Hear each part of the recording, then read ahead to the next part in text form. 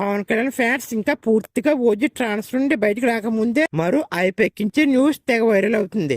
ఆ న్యూస్ ఏదో కాదు, పవన్ కళ్యాణ్ కేవీఆర్ ప్రొడక్షన్ లో ఒక మూవీ చేయడానికి ఒప్పుకున్నాడంట.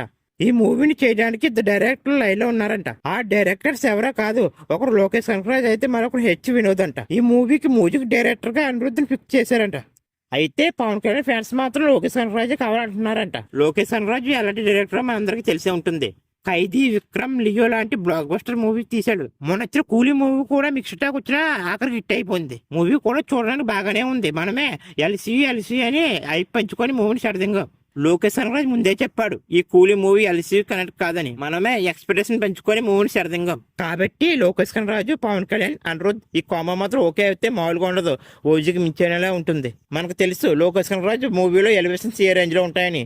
రోలెక్స్ క్యారెక్టర్ సూర్య గారిది ఉండేది 10 నిమిషాలైనా అది ఏ రేంజ్ లో ఎఫెక్ట్ చూపించిందో అందరికీ తెలిసిందే. కాబట్టి లోకేష్ కనకరాజు పవన్ కళ్యాణ్ తో చేస్తే మాత్రం ఓజీకి మించేలా ఉంటుందనేది రియాలిటీ. కానీ ఈ కాంబో ఎంతవరకు వర్కౌట్ అవుతుంది అన్నది క్లారిటీ లేదు. కానీ ఈ న్యూస్ మాత్రం తెగ వైరల్ అవుతుంది.